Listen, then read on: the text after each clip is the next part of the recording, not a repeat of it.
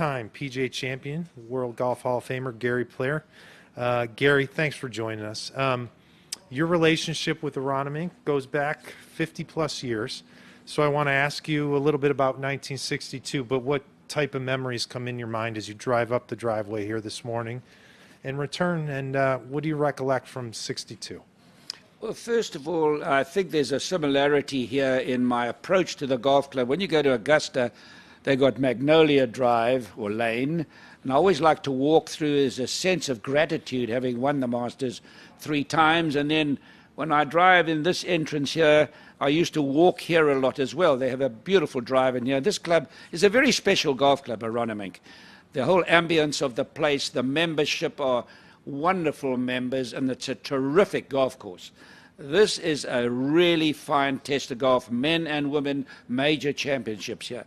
Coming back here now 58 years later than when I won it. First of all, most people are dead.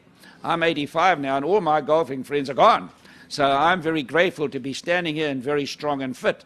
I had a putt here the other day, the exact putt I had when I won, when I beat Bob Golby, my friend. And I had the exact putt, and I said, how lucky am I? Gratitude is a terribly important thing in life. How lucky am I to be here putting the same putt I did 58 years ago.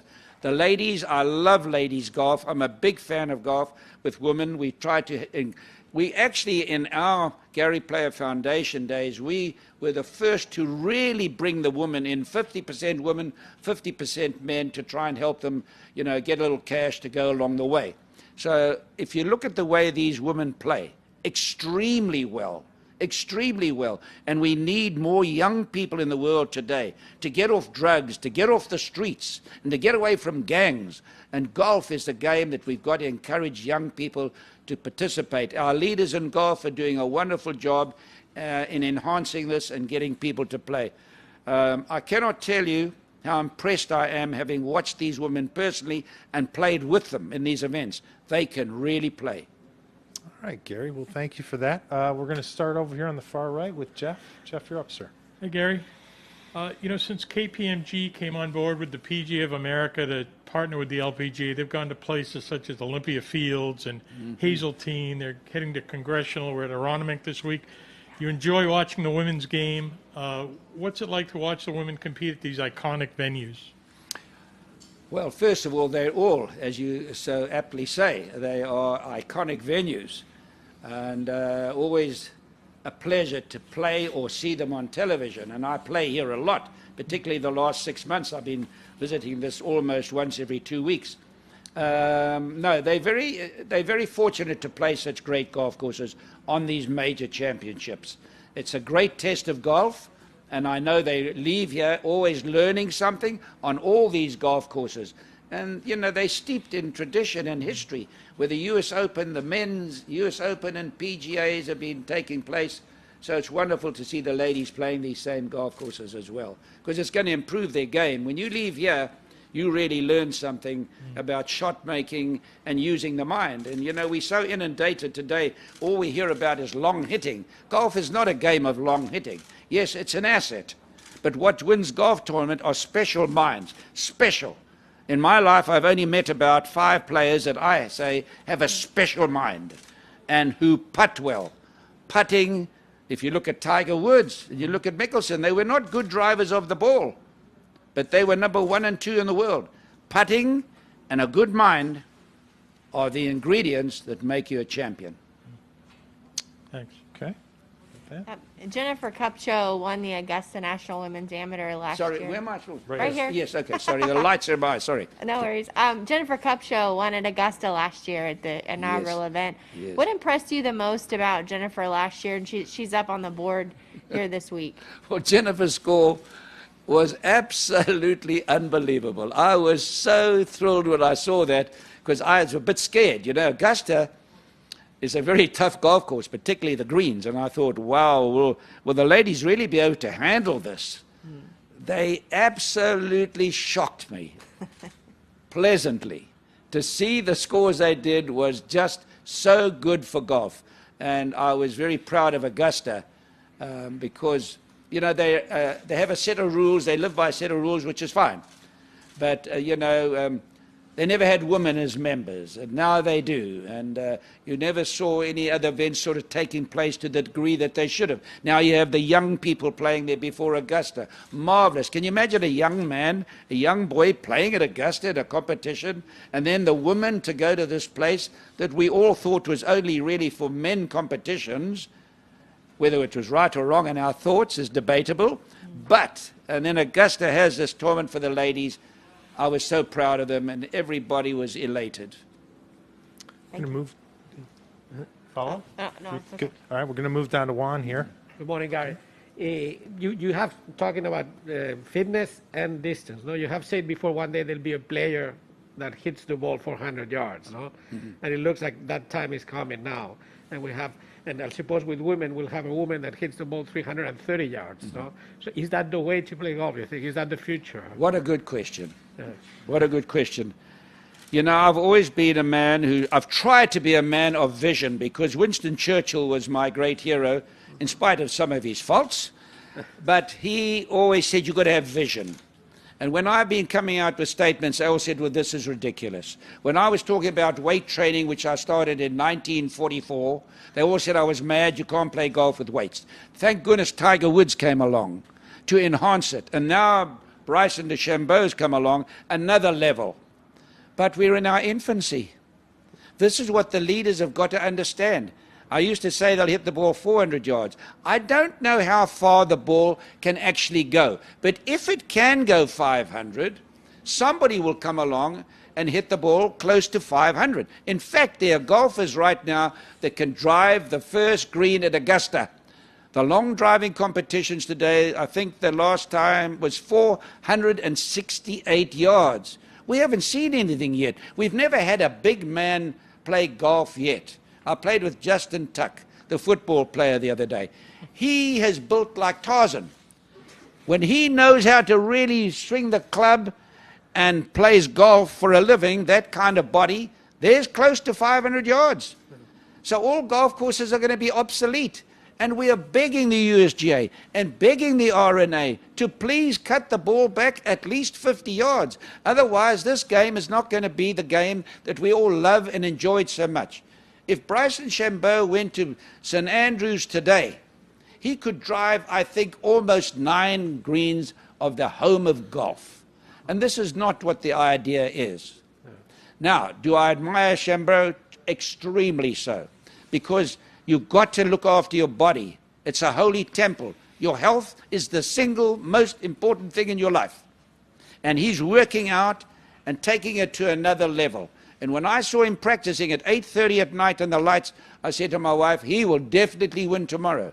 Because, as Churchill said, the height that great men reached were not attained by sudden flight, but while his companions were sleeping, he was toiling upward in the night. And that's what DeChambeau's doing. They all said, oh, here comes the kook, here comes the scientist. But he's been more brilliant than all of them. And there's nothing worse than when you think you have a superior attitude to others, and they actually have a superior knowledge to you. And he is a step above them all. And he has a phenomenally good golf swing. They're all saying he doesn't have he has a strange swing. It might look strange, but basically in pieces, it's one of the best swings that a human being could have. This man, there's no telling how well he can do. I don't know about his diet. I don't know about how many calories he's taken. I've never spoken to him. But I just hope that he watches. He doesn't overeat according to the amount of exercise. But he's a brilliant guy. He won't do it. But we've also got to combine the right eating with the right food. But what perturbs me is the golf manufacturers, particularly the golf balls, they're reluctant to change. But all golf balls go the same distance now. No one golf ball goes further than the other. I've tried them all. They're not allowed to go further. So if we cut the balls back further, 50 yards, it's not going to affect their sales. Whoever's number one now will be number one then, because the reason you're number one is because of your advertising and your marketing. That's the only reason you spend more money and you have more players using it and endorsing it. That's the reason, not because it's a better ball. So we must cut the ball back, and it will happen. As sure as I'm standing here, it will happen. Otherwise, they're going to make a mockery of these golf courses. And we cannot make them longer because we're running out of water The average American citizen who's a city slicker living in big cities has very little knowledge about what's happening with water worldwide, not just in America, worldwide. We're running out of water. We're going to be fertilizing long golf courses too much. We're going to get more machinery. We're going to have more labor. We're going to run out of ground. We cannot afford that. Golf courses struggle to make a profit right now. So you make these golf courses longer and longer and longer, your members are going to hate it. And they're going to resign. So we've got to do a lot of good thinking now. So you mentioned Augusta is something that is coming up soon. So in this situation, does Augusta need to do something special to defend itself? You cannot defend yourself anymore. There's no defense. Look at the rough at the US Open. The average golfer there would take a sandwich to get out. DeChambeau takes a 4-iron out of there. There's no defense anymore. The only defense we have is to cut the ball back at least 50 yards in professional golf only, not amateur golf. Otherwise, they're going to make a mockery of holes. They will drive the first hole at Augusta. To me, that's quite sad. So you feel DeChambeau is going to do the same thing he did at the US Open in Augusta? Yes, I'll be very surprised if he has a reasonable week, he should win. But, golf is a very humbling game. And it doesn't always work out according to plan. But it's going to be fascinating to watch him hit a 9-iron to the second hole at Augusta if he hits that draw around the corner. At 15, he'll hit a 9-iron, a par 5. At 13, he'll hit a 9-iron, a par 5. So, I mean, he's going to drive over the green at number 3. Think about that. He's going to drive over the green. So I don't know where we're going. And leave the game for the amateurs. Let them enjoy it. They're the heart of the game, not the professional, as so many people like to think.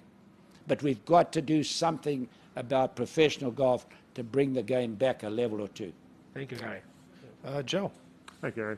I wanted to ask you about your years of competing in the Philadelphia area on the senior tour, Chester Valley, Jasmine Polana. What do you say about the reception the Philadelphia fans would give you for those tournaments, and what kind of an area is this for golf, especially now that you're pretty much here full time? I've been here for 6 months. I came here for 3 days, staying with my daughter who lives here and has 7 children, so I've been able to spend time with my family. But also, I've been coming here since 1957. We played at White Marsh, we played at Malvern, we played here. So many wonderful golf courses. But honest to goodness, now that I've been here for 6 months and playing all these different golf courses, what a state. What a beautiful state. And what magnificent golf courses. I've been playing Marion, I've been playing Pine Valley, I've been playing Aronimink, all these fantastic golf courses. I played the Trump golf course yesterday at Bedminster. Is it Bedminster? Yes. They've got so many wonderful golf courses here. It's been an absolute privilege.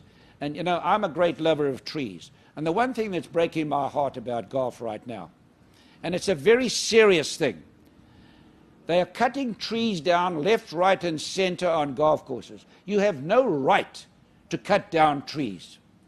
Any committee that just goes and cuts down hundreds and hundreds and hundreds of trees, I think they should be penalized and municipalities should be on them. Because trees fight pollution. And all the great golf courses of the world, if you take the 3 best golf courses in the world right now, Augusta, Pine Valley, Royal Melbourne, any of these great golf courses, take Jack Nicklaus's golf course at Muirfield, all tree-lined. All the great golf courses of the world are tree-lined, and they're cutting them down because the greenkeeper or the architect says it's not getting enough sun or enough light. Light comes from above. If you're not getting enough wind and oxygen, prune the trees up, but don't slaughter them down. You've got to be a strange animal to cut a tree that's been there for 80, 90 years and take a saw and cut it down in 10 minutes. Environmentalists should not allow that, and it's inexcusable. Right. One quick follow. What was it like to play with Charles Barkley? Playing with Charles Barkley was a special experience. I've met a lot of professional athletes in my life. He might be the greatest gentleman that I've played with. He's also a very humble man. He's a very knowledgeable man. And he's an appreciative man. And, he said to me, this has been one of my bucket lists to play with you. I said, Charles, it's been one of my bucket lists to play with you. I said, you were my size when you were 5. and everybody was telling me what a bad golfer he was. He played fantastic. And he's a golf enthusiast. And I tell you what, when he catches that ball, man, it goes a long way. But it was the most enjoyable day. And that's the great thing about golf. It's a game that is play and stay. Other sports are play and away. NFL, you're lucky if you play 4 years. I play with Justin Tuck, also lovely man, lovely golfer. These guys are loving to play golf. Now here's the thing. This is what's going to transpire into golf. You're going to have the Charles Barkleys, the Michael Jordans, and the Justin Tuck. These guys are coming to golf in the future. Why? Because it's a sport you can play forever. And the prize money is there and getting bigger and bigger and bigger. And you can help your business, and you can play in every single country in the world. Their sports don't take place in every country in the world, but golf does. And so you're going to find these guys coming out. Can you imagine a Michael Jordan, a Justin Tuck, all these other football players hitting a golf ball? We ain't seen nothing yet. Golf is in its infancy with long hitting. It's in its infancy. So I'm so pleased I was lucky enough to choose golf, because the people I'm meeting, I've played and known every president for the last 60 years. People around the world, different leaders in the Middle East, in the emirs in the Middle East, with prime ministers in different countries, royal family. I'm so thankful that I choose golf, and I appreciate it every day of my life. Thank you. Gary, time for a couple more. We'll start with Jeff over here. Gary, I think the year you won here in 1962, you won $13,000. We're in an era where major winners are making almost $2 million. The winner this week, I think, is $645. Yeah.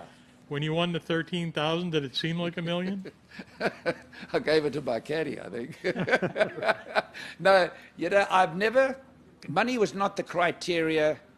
We played golf because we lived in a different era, which I loved my era I played in. I'm never jealous of the prize money they play for today. I'm really respectful for that, because that's what we all, Arnold, Jack, Tom Watson, Lee Trevino, Ben Hogan, Sam Snead, Byron Nelson, you can go down the line, we all played to improve the game. I mean, Arnold Palmer and Jack Nicklaus and I flew around the world for small sums of money to promote the game. So we're delighted they're playing for this enormous sums of money. But we didn't play money to golf to win money. We wanted to be the best, and we were really fierce competitors. But when I won the 13,000, it was very nice, but the PGA Championship, because I missed the cut the week before the British Open and flew over here. And it was a very special moment coming here and being with all these members. And today I'm meeting the same people, and it's just, I'm so thankful for what golf has done for me. It's enabled me to travel more miles than any human being ever. It's given me an incredible education. It's taught me a lot. It's taught me a lot about world affairs. What perturbs me at the moment are the students of America, the greatest country in the world, the lack of knowledge they have about world affairs. It really, it's surprising to me, because you can go to places like South Africa, New Zealand, Australia, Britain, and the students are far more knowledgeable about world affairs, and which is very important for a country's future, because Churchill said the youth of a nation are the trustees of posterity. Juan? Guy, talking about vision, what would be your vision for women's golf in the future? No, women's golf is growing in leaps and bounds, and we need good sponsors. Without sponsors, without this tournament, without sponsors in any tournament, we must never forget our sponsors, and we must continue to communicate with them, write them letters, say thank you very much. I have many sponsors. I phoned sponsors yesterday, funny enough, sponsors that are in Germany and all over the place. I said, listen, I'm in Philadelphia. If you want me to play with any of your clients, let me know. We got to service these contracts. We got to service our sponsors, not just think because we're athletes and we're making a lot of money. You know, this is what perturbs me. The athletes that make so much money in the world today, things we never ever dreamt of, a man making 500 million. That's wonderful.